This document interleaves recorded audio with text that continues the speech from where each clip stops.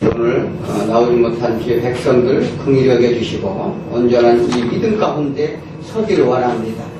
그래서 다 같이 사랑합니다 합니다. 자, 사랑합니다. 자, 이렇게 사랑합니다. 다시 한 번 해요. 다시 한 번. 자, 이렇게 어색해요 그렇게? 다시 어색하죠.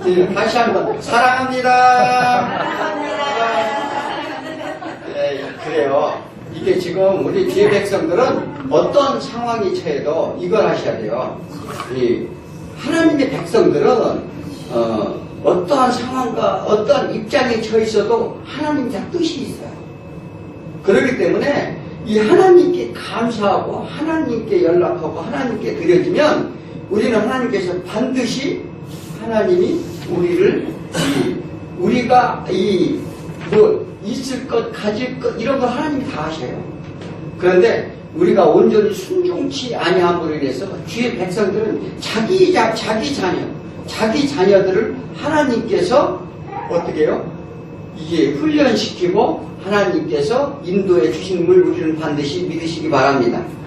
그래서 다윗은 사망의 웅침은 골짜기를 걸을지라도 아니하시는 하나님의 지팡이가 있어서 이 사자로부터 어떠한 이 위협으로부터 이 건전해 주신 것을 그는 깨달았어요. 그래서 우리도 이렇게 날씨가 춥고 힘들고 어려운 요즘 경제적인 문제와 또 여러 가지 힘든 일들이 좀 있습니다. 그러나 그것은 아무 걱정하지 않으시길 바랍니다.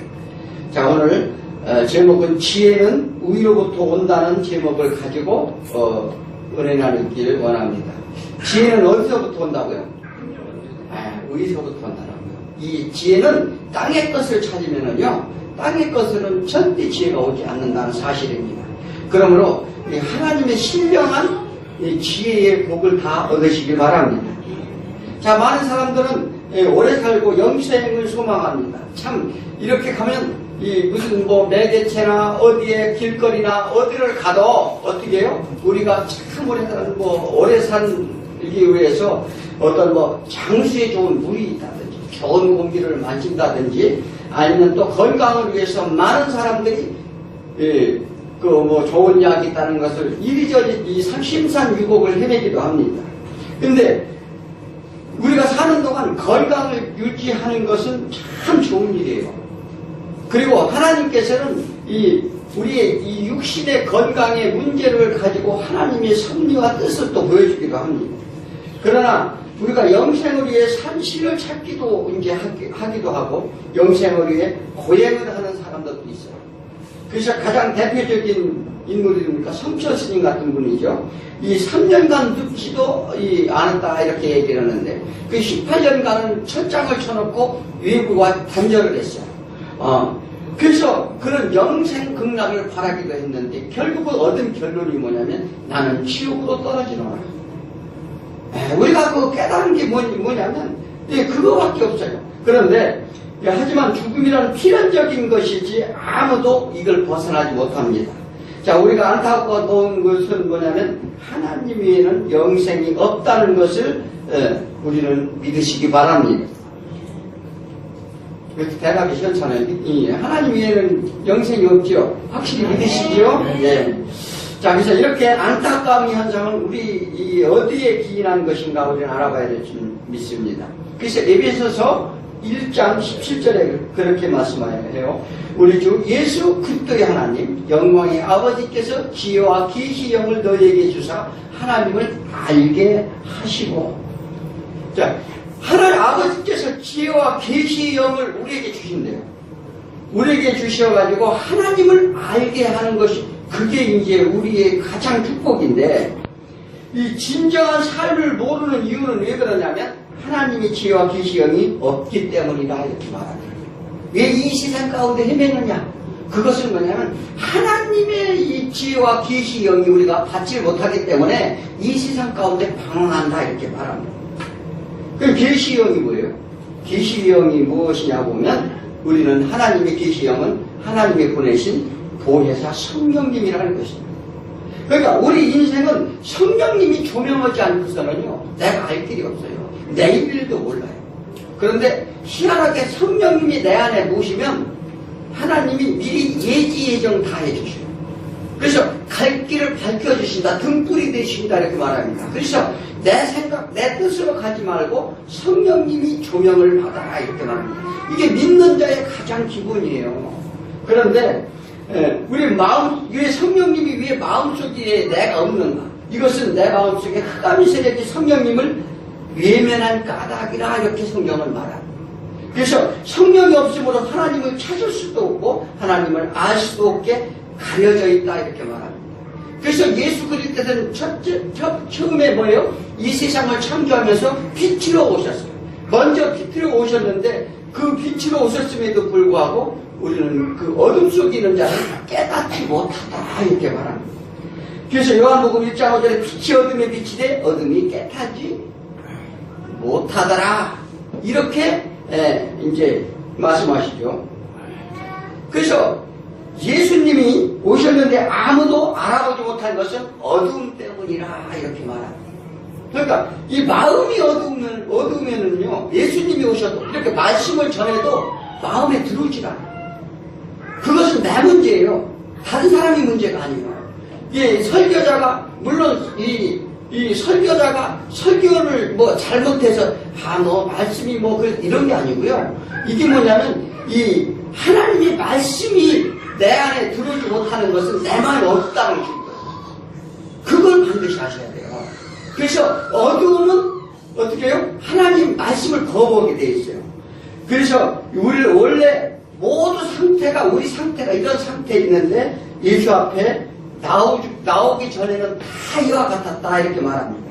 그래서 성경에 어두움이라는 뭐를 어둡다는 것은 뭐냐면 빛이 없는 거, 캄캄한 거를 우리 세상에 어둡다고 그러는데 하나님과 단절되어 죄 가운데 있는 것을 어둠이라고 말합니다. 그래서 하나님을 모르고 하나님을 믿지도 않고 하나님을 바라보지도 않고 내 인생들을 내가 내 생각대로 걸어가는 사람은 어두움에 있다 이렇게 말해요. 그래서 그러나 생명이 비친 마음속에 비친 우리들은 하나님을 찬양하며 예배를 드리는 영광을 얻으신 줄 믿으시기 바랍니다. 자, 그래서 사도 바울은 3년 가까이 이 예배 속에 머물면서 감사의 눈물이 났어요. 왜냐하면 지금 사도 바울이 이 예배 소설을 쓸 때는 어디냐면 로마 감옥에 있을 때입니다.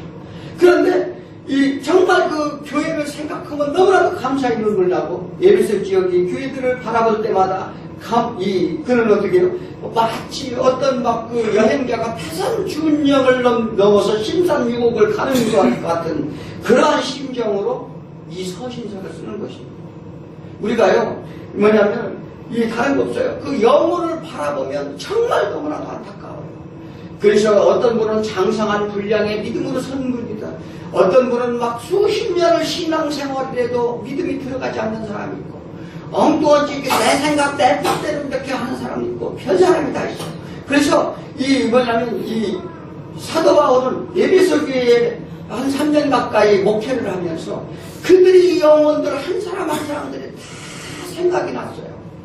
그래서 기도를 하고 정말로 온전히 주의 믿음 안에 숨기를 정말 그는 안타까운 마음으로 이 서신서를 씁니다. 왜?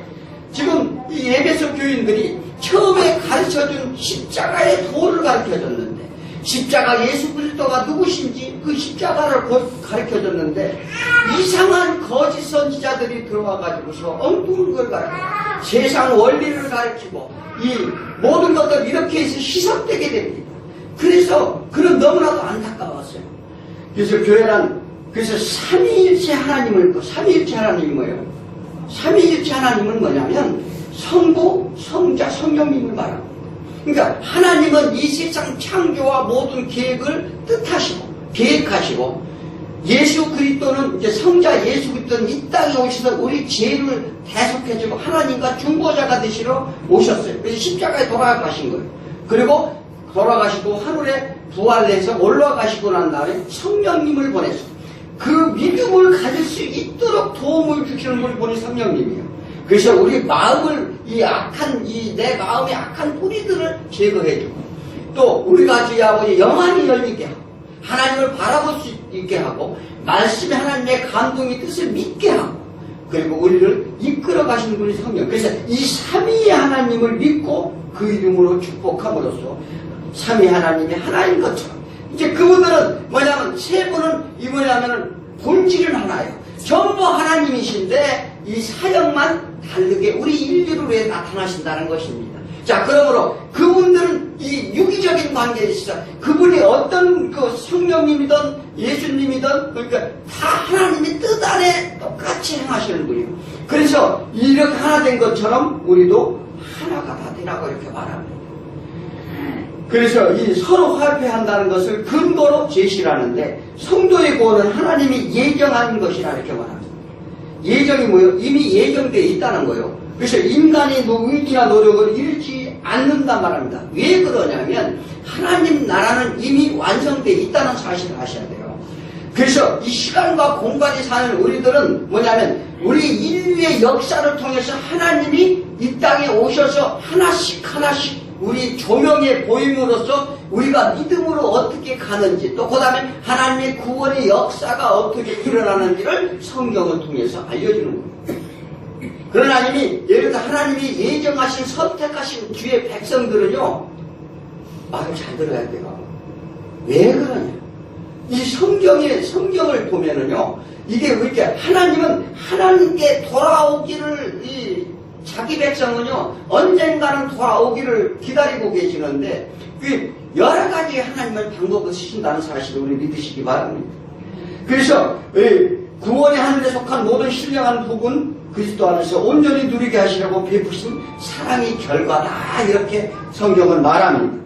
그래서 하나님의 이름만 불러도 감사와 감격이 넘쳐나야 돼요. 하나님 아버지 이 구약의 이스라엘 민족은요 하나님 이름을 감히 부르지도 못했어요. 그런데 우리가 하나님 이름을 부를 수 있는 것은 어떻게 누구 때문에 그래요? 예수 그리스도의 십자가의 죽으심으로 우리가 하나님 앞에 나아갈 수 있는 길을 열어주셨다는 것. 그래서 하나님 이름만 불러도 내 감격이 해야 된다는 얘기입니다. 그래야 우리가 신앙 가운데 온전히 달려갈 수 있어요. 그래서 고린도후서 6장 10절에 뭐라고 하냐? 근심하는 자 같으나 항상 기뻐하고 가난한 자 같으나 많은 사람을 부유하게 하고 아무것도 없는 자 같으나 모든 것을 가진 자라다. 자, 사도 바울이 뭐냐면은 자기가 아무것도 없는 것 같고 그렇게 초라하게 보이지만 내가 또 그래서 세상 가운데 살아가는 근심하는 것 같으나 항상 기뻐한다는 자기는. 왜? 하나님을 바라보니까 이게 다른 건 소망이 다 없는 것을 붙잡지 않고 하나님을 붙잡으니까 항상 기뻐하게 되고 내가 아무것도 가진 게 없어서 가난한 것 같으나 많은 사람을 나는 다 살리고 그들을 부요하게 하고 하나님의 지식과 하나님의 지혜 그 다음에 풍성한 하나님의 은혜를 다 내려주기 위해 나는 부자라 이 말이에요. 우리 그렇게 살아야 돼요. 그리고 아무것도 없는 자 같으나 모든 것을 다 가졌다. 왜요? 왜 아무것도 없는 거야?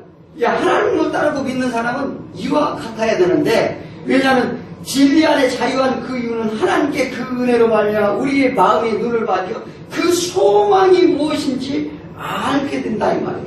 그러니까 우리가 뭐냐면 많은 것을 막 열심히 일해가지고 막 돈도 벌고 막 이렇게 하는데 그것이 소망이 아니라 그것은 언젠가는 내가 소멸될 것인데 하나님을 믿고 모든 것을 하나님께 투자를 했더니 그게 내 인생을 하나님께서 영원히 살 수 있도록 이렇게 책임져 주셨다는 거예요. 그 사도 바울은 하나님의 비밀을 깨달았기 때문에 확신을 했어요. 왜 그러냐면 아까도 말씀드렸지만 하나님 나라는 이미 완성됐다는 걸 믿어야 돼요. 그렇기 때문에 그 믿음 안에 달려가는 사람은 그 소망을 끝까지 소망이 있기 때문에 기쁜 거예요. 왜? 내가 비록 이렇게 살지만 하나님께서는 언젠가는 나한테 참 안식과 영원한 이게 행복을 주시고 제가 몇 번 말씀드렸어요. 여행안에 가면 노인네들이 있는데 한 주간 가면 어떤 분은 막 급격히 이 건강이 약해져가지고 이렇게 막 힘들어하는 그래서 어떤 분 또 가보면 일주일 만에 가보면 돌아가신 분도 있어요. 자, 이게 뭐냐면 그분들이 휠체어를 타고 막 이렇게 앉아있는 모습을 보면 인생의 수고와 고통들이 남아있질 않아요. 그런데 제발 깨달으라는 거예요, 이게. 왜 그러냐면, 우리는 영원히 살 것 같지만, 아직 젊으니까 내 육신적으로 지금 살아가는 것 같지만, 이것은 소망이 없단 말이에요. 언젠가는 다 이 우리 힘과 능력은 소멸되는 거예요. 그러니까, 우리가 영원한 삶을 위해서 거의 소망을 끝까지 붙잡고 가야 될 줄 믿습니다. 이것이 우리 인생길이에요. 그것이 하나님이 원하시는 길이기도 합니다. 그래서 우리에게 베푸시는 능력이, 그러니까 사도 바울이 왜 이런 고난 가운데도 기뻐하고 내가 부유한 자라고 하냐면, 그런 하나님 지극히 크신 능력이 나와 함께 한다. 어때요? 하나님의 능력이 나와 함께 하는데, 내가 하나님 내 자녀가 돼서 하나님이 달라고 원하시고 주시는데 무엇이 걱정이냐 이 말이에요. 그러니까 이렇게 하나님은 아는 자는, 하나님의 비밀을 깨달은 자는 이렇게 진리 안에 자유함을 얻고 이 세상을 살아간다는 걸 믿으시기 바랍니다. 이런 이유로 아무것도 가지지 않아도 나는 부유한 자다. 왜 크신 능력이 크신 지혜를 가시신 하나님의 아버지 자녀의 권세를 주었기 때문에, 이것이 이제 아버지 것이 내 것이잖아요. 그렇잖아요? 이 아버지가 가지고 있는 것은 내 것인가? 아버지가 가지고 있는 것을 내 것으로 갖다가 유업으로 받지 못하는 건 그 사람이 바보예요. 그런데 하나님은 아무나 주려고 하는 것이 아니라 어떻게 주려고 해요? 자녀를 훈련시켜서 이 줄만한 그릇이 되었을 때 준다는 거예요. 그게 하나님의 방법. 아니, 하나님은 주고 싶어도 이게 어떤 사람을 예를 들어서 부자를 이렇게 돈을 주고 재물을 주고도 싶은데, 줘봐야 저 녀석은 줘봐야 저거 다 까먹을 거야. 그러면 주겠어요? 안 줘요. 그러니까 하나님은 우리가 이 받을 만한 그릇을 만들었을 때 우리가 요구하면 주신다는 사실을 믿으시기 바랍니다. 그러므로 오늘 이 시간 하나님이 임하는 지혜와 계시의 성령께 우리를 하여금 무엇을 하게 하는지를 좀 더 구체적으로 알아보는 시간이 되었으면 합니다. 자, 첫 번째는 하나님을 향한 마음을 열어야 된다는 거예요. 우리가 하나님을 향한 마음을 열지 않고서는요, 하나님을 만날 수도 없고 그 하나님이 주시는 지혜를 받을 수도 없어요. 그래서 바울은 우리의 구원 계획이 창세전에 세워졌다고 오늘 본문에서 말해요. 창세전에. 어떻게요? 우리가 만들기 나오기, 이 세상에 태어나기 이전부터 우리를 구원의 계획이 완전해서 우리에게 주시고자 하는 거예요. 그래서 웨스트민스터 신앙고백서에서 하나님은 영원 전부터 그의 마음이 원되는 거예요. 하나님의 마음의 뜻대로 가장 지혜롭고 거룩한 뜻에 따라서 자유롭게 장차될 일을 불변하게 정하셨다. 그러니까 장차되어야 될 일을 어떻게 불변의 원리를 정하셨다는 거예요. 어때요? 얼마나 이게 기가 막힌 얘기예요. 그러니까 우리가 하나님 앞에 나오는 것 자체가 감사해야 될 줄 믿습니다. 그것은 하나님이 정하셨기 때문에 이 자녀로서의 축복을 주고자 한다는 거예요. 그래서 구원은 하나님께서 경영하시고 하나님의 방법이 하나님의 방법이 경륜이라고 합니다. 하나님의 이제 경륜이라고 하는데, 이것을 이루어지는 것은 성도들은 우리들의 주관으로 이루어지는 것이 아니라 하나님의 절대적인 은혜임을 믿으시기 바랍니다. 그래서 요한복음 1장 13절에 뭐라고 그랬어요? 이는 혈통으로나 육정으로나 사람이 뜻으로 나지 아니하고 오직 하나님께로부터 난 자들이에요. 그러니까 우리가 무슨 혈통으로 무슨 가문으로 이렇게 해서 하나님이 우리를 부르신 것이 아니라 하나님께서 나시게 했다. 이 얘기는 뭐냐면, 자, 우리가 그런 사람들이 있어요. 이렇게 보면, 우리 조상들은 부모부터 몇 때부터 하나님을 믿었고, 우리 집안은 목사가 몇 명이고, 장로고, 이런 얘기를 이제 자랑을 많이 하죠. 자, 그런데, 뭐냐면, 그렇게 몇 대째 믿었어도 그 혈통과 자신 노력은 안 됐다는 거예요. 그래서 영혼은 어떻게 해요? 각기 내가 하나님을 어떻게 믿느냐에 따라 있어요. 네. 아무리 우리 아버지가 목사여도 내 믿음이 없으면 천국에 가요, 못 가요? 못 가는 거예요. 내 부인이 믿음이 좋아가지고, 내 남편이 믿음 좋아가지고, 예전에 그런 얘기 많이 했죠. 우리 마누라가 믿음이 좋으니까 나는 치맛자락 붙잡고 갈 거야. 갈 수 있을까요? 이게 그렇지 못하는 거예요. 그렇기 때문에 오직 이 하나님이 정하시고 그 품에 품은 자라야 된다고 이렇게 말합니다. 그래서 하나님은 자기가 세운 택한 백성은 결코 포기치 않으시고 말을 듣지 않으면 어떻게 한다고요? 하나님이 선택한 백성은 말을 듣지 않으면 징계의 수단을 사용한다고 성경에 써 있습니다. 그래서 헤매는 거예요. 그러니까 하나님이 택한 백성인데 하나님께 제대로 돌아오지 않고 그 하나님을 먼저 바랄까 그 나라 그 의를 먼저 구하지 아니하고 이 세상 가운데 빠져 있다면 하나님께는 징계를 내리시는데 그게 자기 자녀는 자기 그러니까 우리가 부모가 이 남의 집 자녀는 겨우 훈계하지 않아요. 그런데 내 자식이 잘못되면 때로는 내도 때리고 그렇잖아요. 이렇게 한다는 거예요. 그래서 반드시 올바른 자로 돌아올 수 있도록 만든다는 거예요. 그러니까 이 신앙 우리 간증들을 들어보면은요 별의별 사람이 다 있어요. 깨지고 터지고 얻어터지고 그리고 그때 돌아서 울고 하는 사람이 있는가 하면 또 뭐냐면 하나님은 징계 방법은 여러 가지가 있어요. 하나님은 방법대로는 거예요. 그러니까 뭐냐면 그 사람이 나름대로의 다 어떻게 해요? 약점들이 있어요.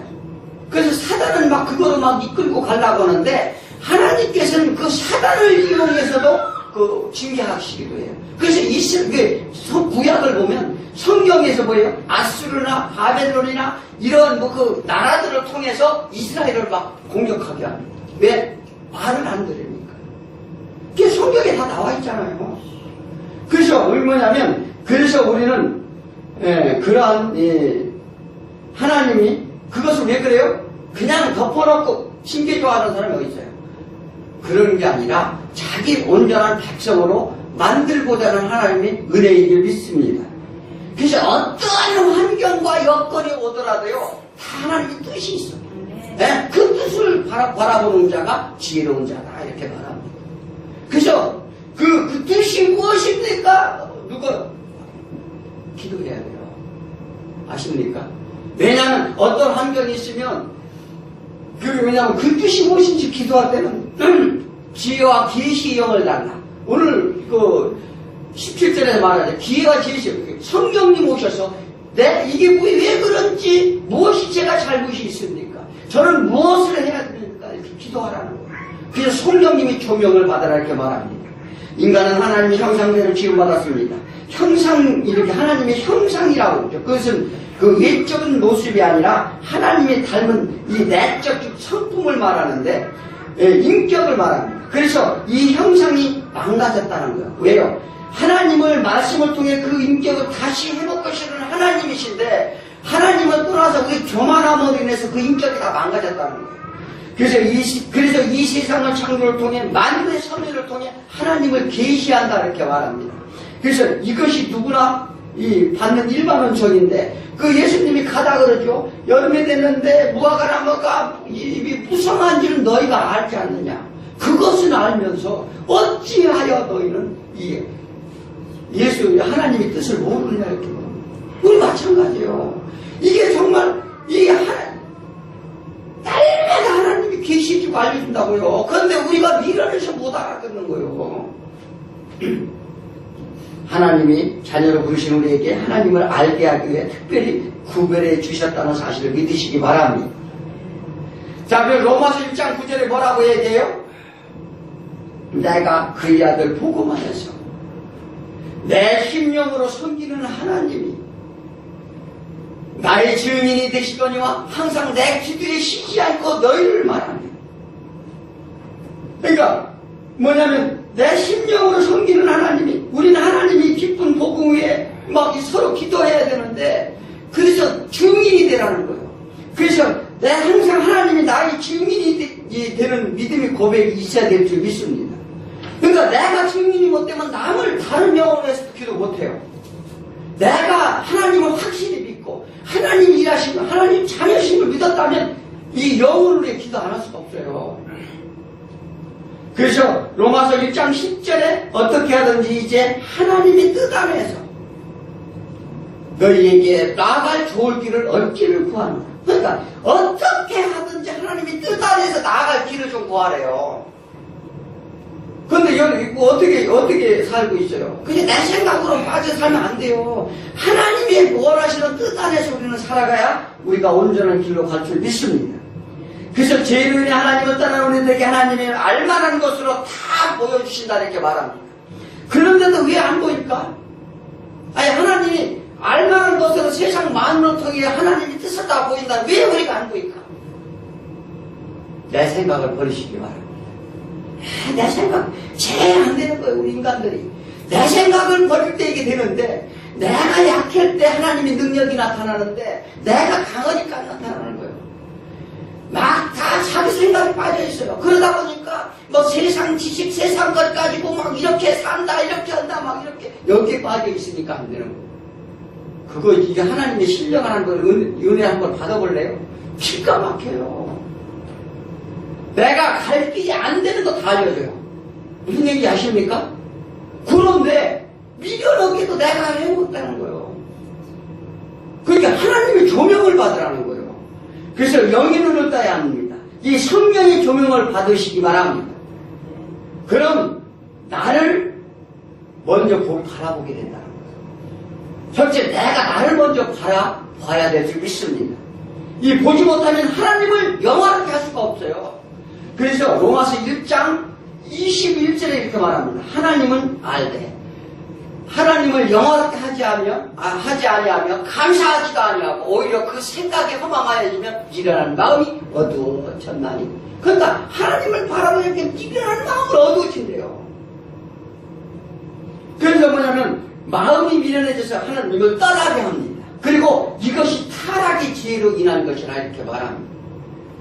그래서 에베소서 1장 17절에 말씀하셨던 것처럼, 하지만 하나님의 택한 자신이 자녀에게 지혜와 계시경을 주셔서 그 인격과 마음이 하나님을 향하도록 은혜를 베푸신다는 걸 믿으시기 바랍니다.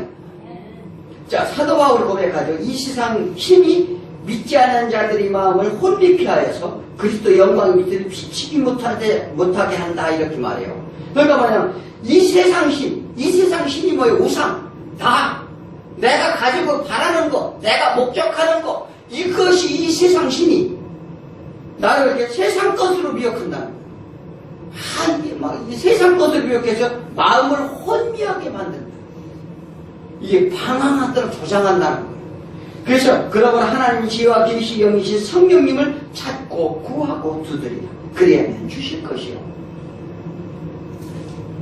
성령께서는 우리 강박한 마음 완고했던 내 고집과 자아를 부수시고 하나님 향한 마음으로 바꾸어준다는 사실을 믿으시기 바랍니다. 그럼 우리는 하나님의 베푸신 은혜를 알게 된다는 사실이에요. 그리고 은혜를 알면 오직 감사합니다. 감사밖에 나오지 않는 거예요. 그런데 감사하지 않고 불평, 불만하고 지적하고 뭐가 어떠니 이러면은요, 이건 이 하나님을 믿고 성령님이 없는 증거예요.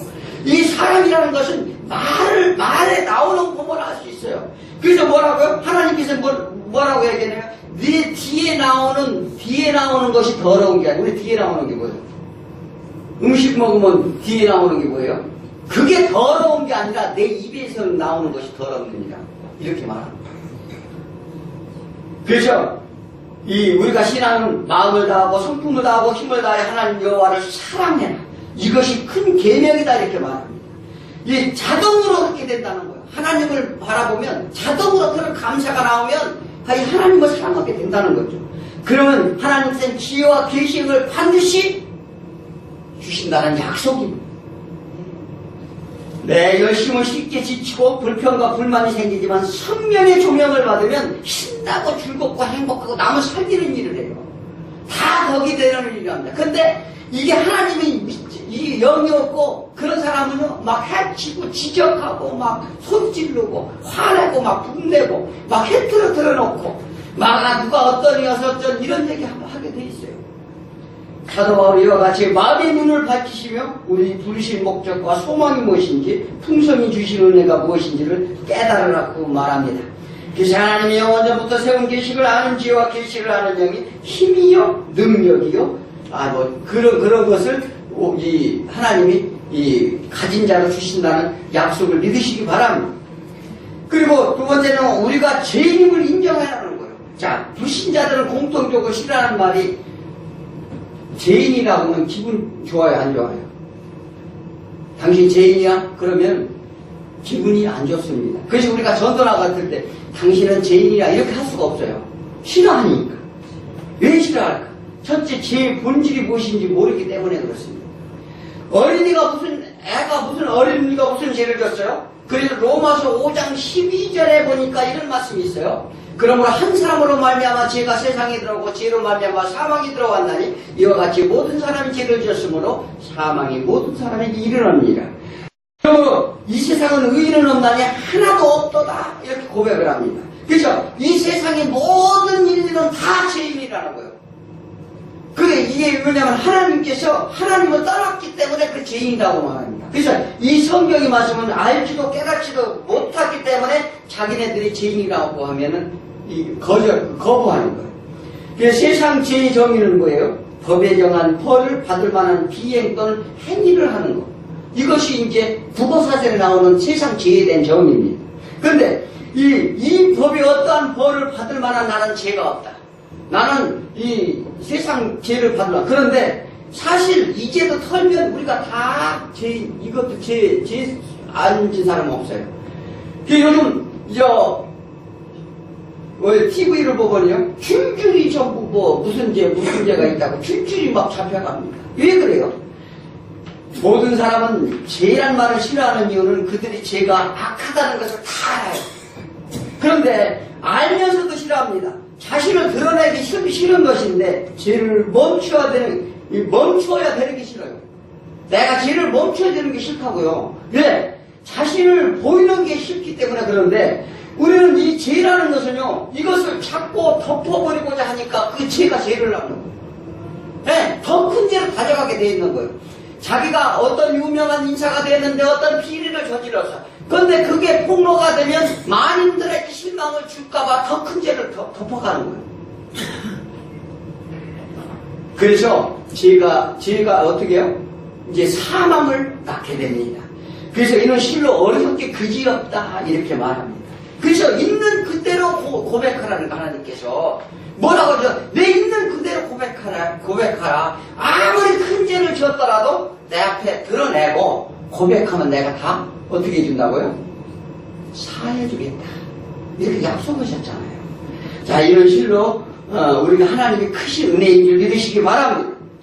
자, 그래서 신앙이란 내 자신이 죄를 인정하고 하나님께 잘못을 구하고 다시 그 죄 가운데 빠지지 않도록 매달리는 것이 신앙입니다. 우리는 다 더럽습니다. 심령이 점점 깨끗하도록 이렇게 청소하라는 거예요. 그래서 우리가 하나씩 성화되어 나가는 것인데, 그래서 우리가 주 안에서 그렇게 살아야 됩니다. 그래서 욥에게 한번 물어봅니다. 욥기 1장 1절에 보면 뭐라고 말씀하셔요? 우수단에 욥이라는 사람이 있었는데 그 사람은 온전하고 정직하여 하나님을 경외하며 악에서 떠난 자더라. 그런데 하나님을 만나니 그는 자신이 드러나니 고백을 해요. 그러니까 하나님께서도 인정하는 의인이라는 자였는데, 이게 어때요? 자기가 의로운 줄 알았는데 하나님을 만나니 그는 자신이 정말 죄 가운데 있음을 고백하고. 그래서 욥기 15장 14절에 뭐라고 해요? 사람이 어찌 깨끗하겠느냐? 여인에게서 난 자가 어찌 의롭겠느냐? 그러니까 사람의 난 자들은 전부 의로운 자가 없다는 얘기를 하는 거죠. 그래서 요한일서 1장 8절에 또 그렇게 말합니다. 만일 우리가 우리 죄를 자백하면 그러니까 우리 죄를 자백하면 그는 미쁘시고 의로우시다. 우리 죄를 사하시며 우리의 모든 불의에서 깨끗하게. 그러니까 하나님은 우리 죄를 자백하면 그는 하나님께서는 의로우셔가지고 우리 죄를 사해 주신대요. 그리고 우리의 모든 불의에서 깨끗하게 해주신다는 거예요. 그러니까 우리가 죄 가운데 와서 고백하는 거예요. 회개하는 거예요. 그러면 다 모두가 덮어주신다고 약속하시잖아요. 그러니까 있는 그대로 고백하면 모든 죄에서 깨끗하게 사해주심을 믿으시기 바랍니다. 자, 사도 바울도 나는 죄인 중에 죄인이요 괴수 중에 괴수입니다. 이것은 인간의 죄성을 깊이 인식했기 때문에. 그러니까 그 사도 바울은 신앙을 하나님을 보니까 어떻게 해요? 자기 죄가 너무나도 크게 드러났던 거예요. 그러니까 난 죄인 중에 죄인이라는 거예요. 이런 고백을 할 수 있는 것은 하나님의 지혜와 계시의 영이 마음속에 비춰졌기 때문이라. 그러니까 사도 바울의 영 속에 하나님의 계시의 영이 들어가 있기 때문에 자기가 다 드러나는 거예요. 그러니까 빛이 오면 어떻게 어둠이 다 보이는 거예요. 그러니까 우리가 캄캄할 때는 이 교회도 불을 다 끄면 아무것도 안 보이지만 불을 켜면 의자인지 뭔지 다 드러나게 돼 있어요. 그가 그렇게 얘기하는 거예요. 그러니까 하나님이 비추면 자신이 다 드러난다는 거예요. 그런데 죄인들은 어떻게 해요? 이 믿지 않는 사람은 그 드러나는 것이 싫어한다는 거예요. 그게 문제예요. 그게 얼마나 미련한지 몰라요. 그러니까 더 죄 가운데 가서 그 사망으로 간다는 거예요. 그래서 하나님이 심판한다는 거예요. 그래서 우리가 신앙생활하는 것은 그 죄를 덮으려는 것이 아니라 사함을 받는다는 사실을 믿으시기 바랍니다. 자, 하나님이 빛이 오면 모든 게 다 밝게 보인다 말합니다. 우리 마음에 하나님이 빛이 없으면 큰일 납니다. 그러나 내 안에 빛이 가면 자신의 죄악성을 인정하고 하나님께 무릎 꿇게 됩니다. 그래서 우리 모두 하나님께 우리 죄를 인정하시기 바랍니다. 자, 이것이 깨닫는 게 은혜예요. 그래서 이것은 생명이기 때문에 그렇습니다. 왜 은혜냐? 우리가 이렇게 생명을 사는 길이기 때문에 그래요. 죄를 사해줘야 할 수 있음을 우리 믿으시기 바랍니다. 이제 죄가 있으면 하늘나라에 못 간다고 그래요. 그러니까 죄가 있으면 하늘나라에, 그러니까 하나님 앞으로 갈 수 없기 때문에 예수 그리스도가 오셔서 이 십자가의 피로 우리 죄를 대속해서 사해 주심으로 우리가 갈 수 있다는 사실. 그것을 우리가 믿으면 돼요. 믿고 나와서 회개하시고 잘못을 용서를 구하시기 바랍니다. 그러면 계시경이 반드시 주어진다. 우린 지혜와 계시경을 굳게 잡으시기 바랍니다. 마지막으로 오직 하나님만 바라보며 섬기시길 바랍니다. 자, 신앙이란 어떤 신성한 대상을 절대시하며 믿고 받드는 일이라 이 문법에 그렇게 나와 있어요. 그래서 인간은 어떤 사람도 믿음이 대상이 안 됩니다. 자, 인간을 믿고 따라가는 사람들이 있어요. 기가 막혀요. 무슨 어떤 목사가 유명한 게 아니에요. 이게 뭐냐면 하나님이 그 진리의 말씀을 따르라는 거예요. 그래서 이 신앙의 기초는 우리 마음속에서 먼저 생기게 되는데, 그러나 하나님을 떠난 인간은 인간 중심적 삶을 사는데 그 결과는 요한 1서 2장 16절에 그렇게 말해요. 이는 세상에 있는 모든 것이 육신의 정욕과 안목의 정욕과 이생의 자랑이니 다 아버지께로 온 것이 아니요 세상으로부터 온 것이야. 자, 세상은요, 이게 뭐냐, 우리가 보고 듣고 하는 것이 전부 하나님께 주시고자 하는 게 아니고 세상으로부터 오는 거래요. 자, 그런데 사람을 만날 때 인간이 정욕으로 말하거나 보는 것마다 욕심으로 나가거나 어떤 사람을 만나서 대화를 해보면 막 자기 인간 욕심으로 말하고 자기 자랑하고 있는 거 이런 거 자랑하는 사람은요, 이게 성령의 사람이 아니에요. 이게 구분해야 돼요. 이게 그래서 이 보는 것마다 그 욕심으로 뭔가를 하려고 이런 여기에 미쳐있는 사람. 세상 자랑하는 말을 한다면 모두 세상적 삶을 사는 사람임을 너희가 분별하라 이렇게 말합니다. 그러므로 세상이 주는 것으로 만족해하며 사는 것은 하나님을 모르기 때문이며 그것은 결국 사망인데 빠진다는 사실을 믿으시기 바랍니다. 기독교의 신앙에는 결단코 사람에 의해 시작되지 않습니다. 하나님이 우리 심령에 침투하신다는 거예요. 그러니까 하나님이 은혜를 내려주시기 때문에 그렇다는 거예요. 그러니까 하나님이 우리에게 은혜를 내려줘야지 우리가 무슨 신앙 힘으로 유발한다는 것을 그래서 하나님께서 우리가 은혜를 주심으로 우리가 신앙 힘으로 해보도록 하나님께서 인도해 주신다는 사실이죠. 그래서 은혜는 하늘에서 내려오고 평안도 하늘에서 내려오고 안식도 하늘에서 온다는 거예요. 이 땅 것을 가지고 안식이 없어요. 평안이 없어요. 맨날 근심이 없다는 사실입니다. 남이 가진 걸 우리가 비교해서 우리가 시험 드는 거예요. 나는 친구네 집 갔더니 100평 아파트 사는데 나는 20평밖에 못 살아. 이게 비교 의식에서 내가 이게 문제가 생기는 거예요. 그런데 내가 가진 20평이라도 이거 주시니 감사합니다. 그러면 자유하잖아요. 네. 이런 거 신앙이라는 게. 그런데 각기 하나님은 각기 그릇대로 각기 위치대로 하나님 은혜를 다 주시고자 하는 거예요. 그런데 우리는 욕심 때문에, 그리고 욕심 때문에 막 질투, 시기하고, 그래서 건강을 위해서 무엇을, 이거요. 그것은 하나님은요, 하나님을 믿고 하나님이 영이 거하면은 우리 심령이 깨끗해지면 이 영혼이 살면 육신도 건강해질 줄 믿습니다. 하나님이 신앙심을 주셨으므로 우리가 하나님을 섬길 수 있음을 감사하시기 바랍니다. 베드로전서 1장 2절에 뭐라 그래요? 곧 하나님 아버지 미리 하심에 따라 성령이 거룩하게 하심으로 순종함과 예수 그리스도의 피뿌림을 얻기 위하여 택하심을 받은 자들에게 편지하노니 은혜와 평강이 너희에게 더욱 있을지어다. 자, 우리가 어떻게 해요? 택하심을 받는다. 하나님이 미리 아심에 따라 우리가 택했대요. 그러니까 이 성령이 우리를 거룩하게 하신다는 거예요. 누가 거룩하게 한다고요? 내가? 성령님이. 왜? 우리 죄를 이 사심으로 인해서 우리를 거룩하게 한다. 그래서 우리를 순종하게 한대요. 그래서 하나님이 미리 택하시고 성령님이 구별하여 불러낸 성도라고 이렇게 말합니다. 우리가 잘나서 그를 부른 게 아니에요. 우리가 뭐 누구보다 뛰어나서 학벌이 많아서 뭐 잘생겨서 뭐 이렇게 인물이 뛰어나서 그렇게 하나님이 부르신 게 아니고, 이게 뭐냐면 그만한 조건에 있어서 부르신 게 아니고 하나님의 절대적인 은혜라는 거예요. 얼마나 감사합니까?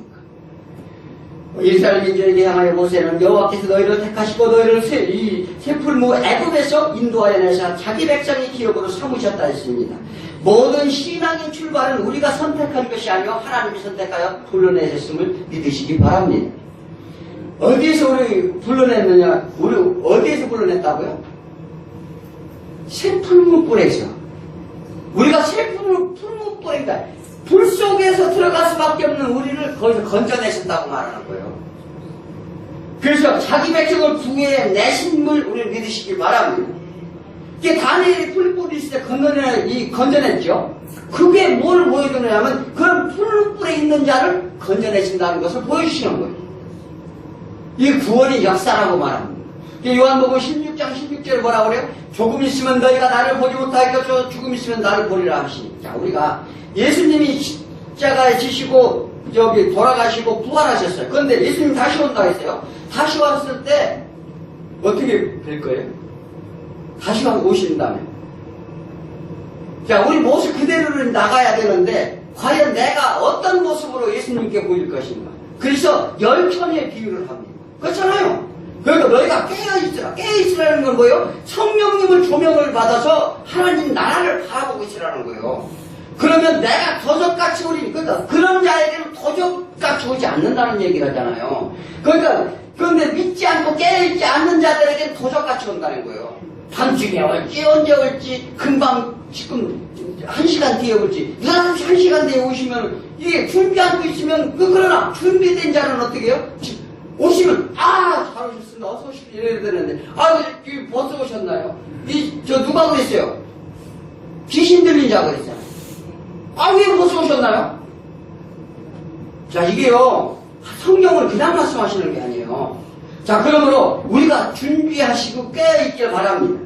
자, 그래서 뭐냐면 하나님이 만물의 주인이시고 우리 인생의 주관자이시고 오직 하나님만 의지하고 만든 피조물인 것을 알고 하나님을 바라보며 섬길 것을 요구하신다는 걸 믿으시기 바랍니다. 그것이 인생의 길이요 진리예요. 이것이 길이요 진리요 생명이라 이렇게 말하잖아요. 자, 그래서 잠언 9장 10절에 뭐라고 말해요? 여호와를 경외하는 것이 지혜의 근본이요 거룩하신 자를 아는 것이 명철이니라. 자, 여호와를 알게 해달라. 이 세상 지식은요 진짜 신통학문이에요. 하나님의 진리의 말씀을 알면은요 내가 얼마나 뛰어난 존재가 되는지 아세요? 정말 모든 영혼이 다 심령이 다 보여요. 그러면 어떻게 해서요? 이게 비밀이에요. 이게 비밀. 그 하늘의 비밀을 깨달아야 제발 좀. 왜냐하면 그 영혼이 깨야 된다는 거예요. 영혼이. 그래서 모두가 지혜를 달라 기도하시기 바랍니다. 그래서 이 빌립보서에서 그 얘기를 해요. 너희가 주 안에서 사랑하기를 그 지혜와 명철을 구하라. 그래서 분별하기를 구하라. 결론을 말씀드리겠습니다. 우리에게 모든 이 은혜를 받아들이시기를 원합니다. 자, 우리는 이성과 우리 생각을 도저히 깨달을 수 없다는 것을 하나님이 지혜와 계시의 영을 보내시고 깨닫게 하신다고 약속하셨습니다. 자, 하나님은 누구시며 어떤 분이시며 하나님은 우리를 부르신 목적과 그로 인해 주어진 각자의 사명이 다 있어요. 자, 그것을 알게 하고 깨닫도록 하신 분이 약속을 하십니다. 그래서 하나님이 주시는 지혜와 계시요 하나님을 알도록 하시고 마음에 하나님을 향할 수밖에 없도록 하심을 믿으시기 바랍니다. 그것이 우리의 삶 길이고 인생의 길임을 기억하시고 이것은 전적 하나님의 은혜요 사랑임을 우리는 깨닫기를 원합니다. 자, 자녀에게 이런 권세를 허락하시고 세상에 광치 않도록 우리 인생의 참길을 인도하시는 하나님만 바라보시고 달려가시고 소원하기를 원합니다. 만약 길을 잃거나 어려운 일을 당할 때가 있다면 하나님께 묻고 의뢰하시길 바랍니다. 그러면 그 지혜와 계시의 영이 말할 수 없는 탄식으로 우리에게 간구하신다. 성경은 말씀하시고 있어요. 말할 수 없는 탄식으로 간구하시고 있느니라 내가 왜 나를 안 찾느냐? 이렇게 성경은 말하잖아요. 그래서 날마다 하나님의 영광을 바라보는 저와 여러분 되시길 축원드립니다.